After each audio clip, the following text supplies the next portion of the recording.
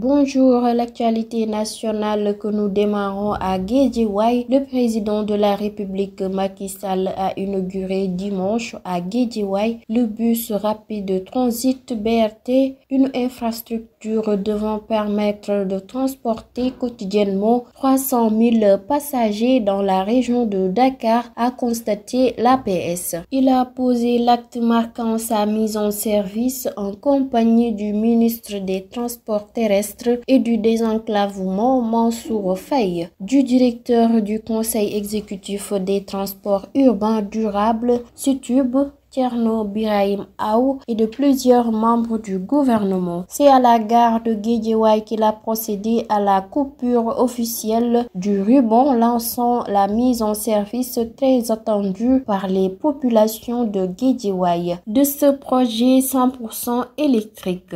En Casamance, le Premier ministre Amadou Ba a entamé une tournée économique stratégique du 14 au 17 janvier 2024 dans les régions de la Casamance, démarrant son périple à l'aéroport de Tambacounda, informe Sénégal. Sa première étape a été empreinte de solennité, se rendant au domicile du ministre de l'Intérieur Sidiki Kaba pour présenter ses condoléances au nom du chef de l'État et du gouvernement suite au rappel à Dieu du frère de ce dernier. Une visite de courtoisie qui souligne la solidarité gouvernementale envers l'un de ses membres touché par le deuil. Par la suite, le Premier ministre, accompagné de sa délégation, s'est dirigé vers la région de Kolda, lançant ainsi son marathon économique destiné à dynamiser les perspectives économiques de la Casamance. Cette tournée revêt une importance cruciale, démontrant l'engagement du gouvernement envers le développement régional et renforçant les liens avec les communautés locales. CAN 2023, c'est difficile de jouer à 14h, regrettent les sélectionneurs du Sénégal et de la Gambie qui s'affrontent lundi à Yamoussoukro à la Coupe d'Afrique,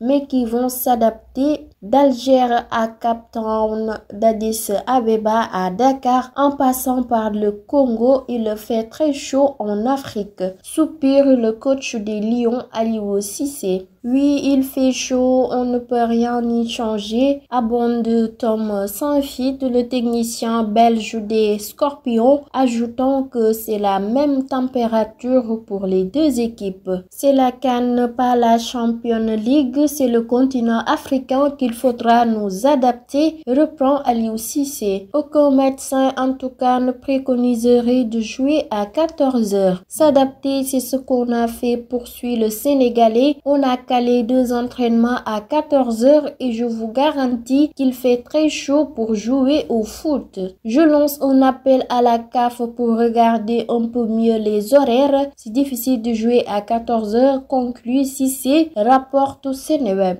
L'actualité nationale que nous terminons par le PDS à travers un communiqué parcouru par Sénégal. La coalition Karim 2024 se félicite de la décision numéro 1 du Conseil constitutionnel du 13 janvier 2024 déclarant recevable la candidature de Karim Wade après un examen minutieux du strict respect des conditions imposées pour se porter candidat à l'élection présidentielle. Nous déplorons que malgré cette décision, certains s'acharnent à tenter de discréditer Karim Wade en soulevant des questions fantaisistes relatives à sa nationalité française. Questionner la nationalité de Karim Wade, qui a clairement renoncé à sa binationalité, est l'expression méprisable d'une discrimination ou d'une xénophobie qui n'honore pas certains candidats qui en sont à l'origine, dénonce la coalition Karim 2024. D'après la coalition Karim 2024, le Conseil constitutionnel, après une étude approfondie, a statué de façon incontestable sur cette question. Karim Wade a accompli conformément aux exigences légales toutes les formalités nécessaires concernant sa renonciation à la nationalité française qui, au demeurant, a été actée par les autorités françaises, rapporte la même source. C'était tout pour l'actualité nationale. De place maintenant à l'actualité internationale. internationales.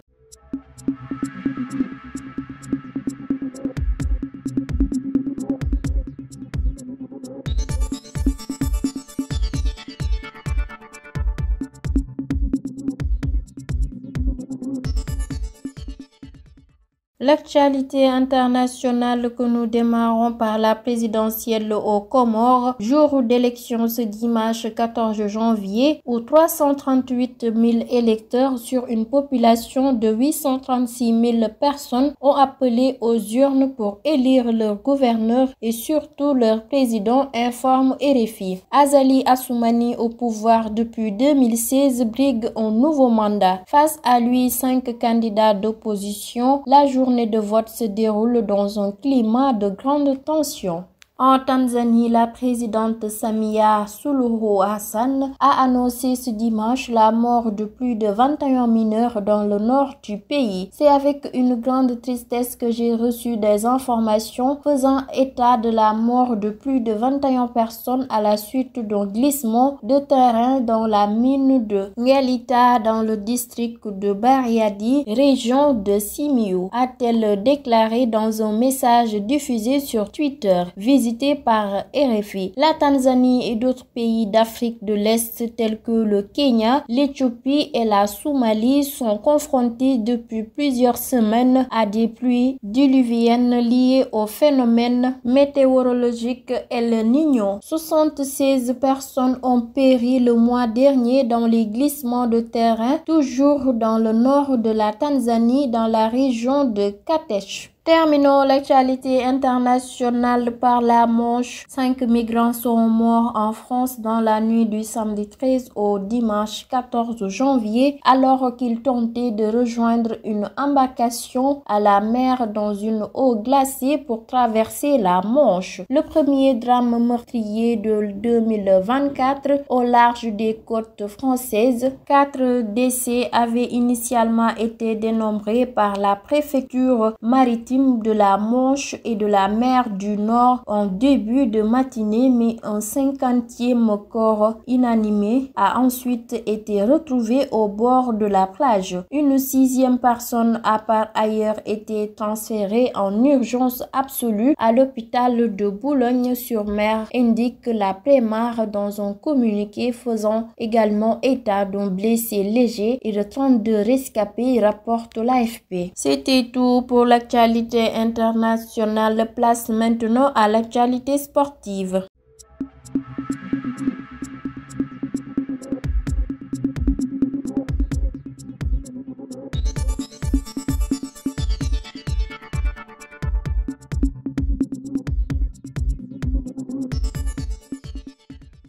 L'actualité sportive que nous démarrons par la CAN 2023. Le capitaine des Lions du Sénégal, Kalidou Koulibaly, a déclaré en conférence de presse que lui et ses partenaires vont disputer une finale contre la Gambie ce lundi à l'occasion de la première journée de la Coupe d'Afrique des Nations 2023 dans le groupe C, rapporte GFM. Toujours avec la CAN 2023, le Cap-Vert a battu le Ghana dans les dernières minutes, 2-1 dimanche à Abidjan pour prendre la tête du groupe B de la Coupe d'Afrique devant l'Égypte et le Mozambique qui se sont séparés sur un nul 2-2 plus tôt. Les Cap-Verdiens ont signé le but de la victoire à la 90e plus 2 minutes par Gary Rodriguez, rapporte Seneweb. L'actualité sportive que nous terminons par les résultats de la Ligue 1 de la 12e journée. Teungueth FC contre Génération Foot 4-0. Jaraaf et US Ouakam ont eu un match nul, 0 but partout. AS Pikine contre Stade de Mbour, 1-0.